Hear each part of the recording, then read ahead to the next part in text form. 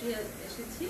এখন পুঁই শাক আজকে ভাজা করবো। সব পুঁই শাকের ঝোল করি আলু দিয়ে, আজকে খালি পুঁই শাকটা ভাজা হবে।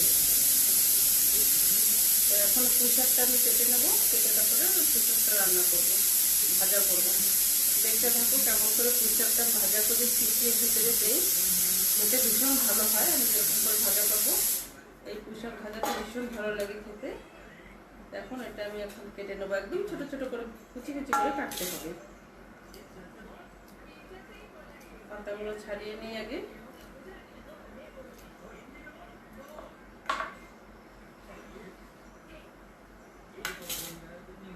পাতাগুলো একটু ভালো করে বেছে নিই।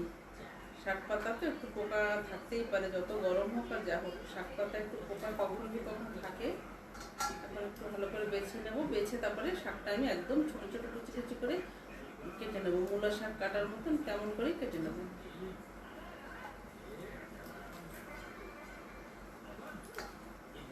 গরমে আর কি খাবো, মাছ মাংস কত খাবো, খেতে খেতে বিরক্ত হয়ে গেছি। এখন ভাবছি যে কয়েকদিন একটু নিরামিষই চলুক। শাক আমি সুন্দর করে বেছে নিয়েছি, এখন আমি শাকগুলো কেটে নেব।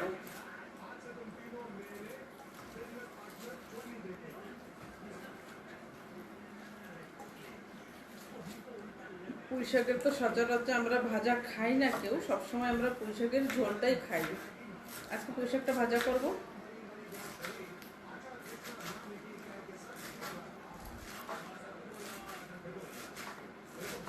শাকটা আমরা ভাজার জন্য যেমন কাটি তেমন করেই কেটে নিচ্ছি, একদম কুচি কুচি করে কেটে নিচ্ছি।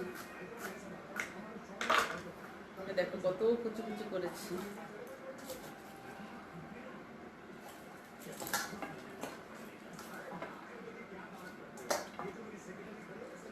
আজকে ভীষণ পায়ে ব্যথা হচ্ছে, আমার হাঁটতেও ভীষণ কষ্ট হচ্ছে, হাঁটা চলাও মানে করতে পারছি না, এমন অবস্থা।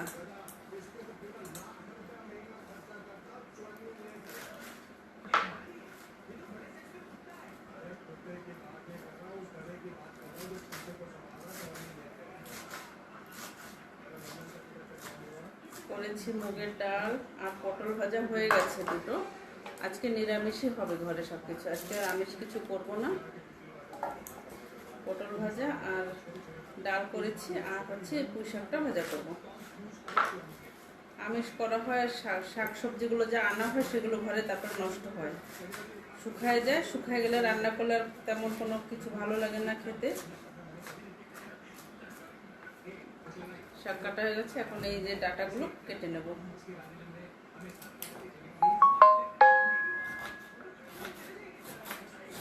ডাঁটাগুলো একদম শাকের মতন কুচি কুচি করে দিচ্ছি।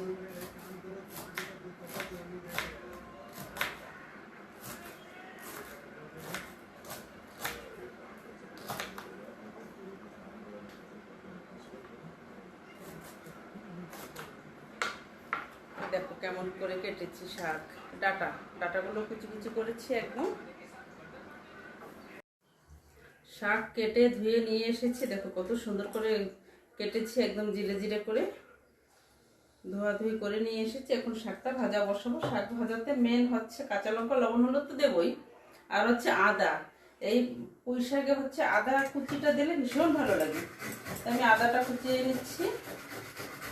পুঁই শাক ভাজাতে আদা কুচি দিয়ে তোমরাও ভাজা করে খেয়ে দেখো, এত সুন্দর একটা ফ্লেভার আসবে আর খেতে এত সুন্দর লাগে, ভীষণ ভালো লাগে।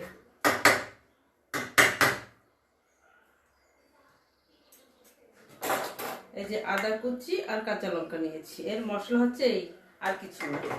কড়াইটা গরম হয়ে গেছে, এখন ভাজা বসাবো। তেল গরম হয়ে গেছে, বেশি গরম হয়ে গেছে, ধোঁয়া উঠছে। এতে ফোড়নের সরষ আর একটা শুকনো লঙ্কা দিয়ে দিলাম। এখন দিয়ে দেবো শাক।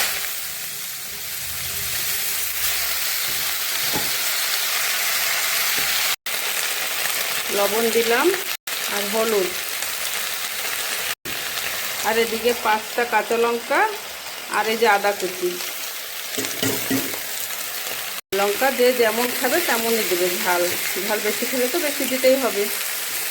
তা আমার এই লঙ্কাগুলো ভীষণ ঝাল আছে, যার জন্য 5টা দিলাম, না তো আমি অনেক লঙ্কা দিয়ে রান্না করি। এখন এটা ভালো করে নাড়াচাড়া দিয়ে তারপরে ঢেকে রাখবো।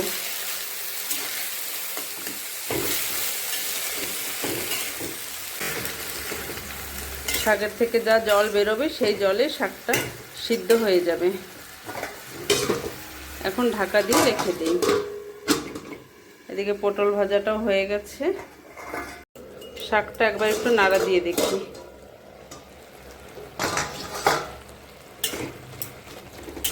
জলে ভরে গেছে শাক। শাক ধোয়া হয়েছে কিনা, জল ভরে যায় শাকের ভিতর, ভাজা বসালে শাকের জলে ভরে গেছে। এখন এই জলটা পুরো শুকায় যাবে, শাকটাও ভাজা হয়ে যাবে। আবার ঢাকা দিয়ে রেখে দেবো।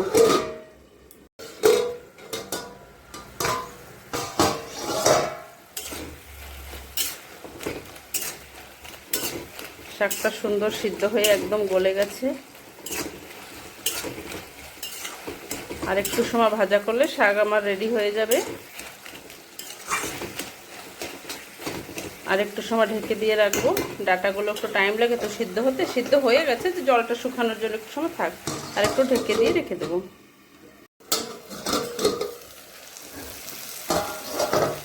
শাক ভাজা আমার প্রায় হয়ে গেছে। এখন একটু নাড়াচাড়া দেবো, ভালো করে ঘেটে ঘুটে দেবো, হয়ে যাবে। তোমরাও এইভাবে পুঁই শাক এরকম করে ভাজা করে খেয়ে দেখো, ভীষণ ভালো লাগে। আমার তো ভীষণ ভালো লাগে। আমি তো যখনই পুঁই শাক আনে আমি এরকম একদিন না একদিন করবই। তোমরা এরকম করে খেয়ে দেখো, ভীষণ ভালো লাগবে। আর ভিডিওটা ভালো লাগলে একটা লাইক কমেন্ট শেয়ার করে দিও। এই দেখো শাক ভাজা পুরো রেডি। এখন গ্যাসটা বন্ধ করে দিলে হয়ে যাবে। শাক ভাজা আমার রেডি হয়ে গেছে। আজকের মতন এইখানে রাখি। সবাই ভালো থেকো, সুস্থ থেকো।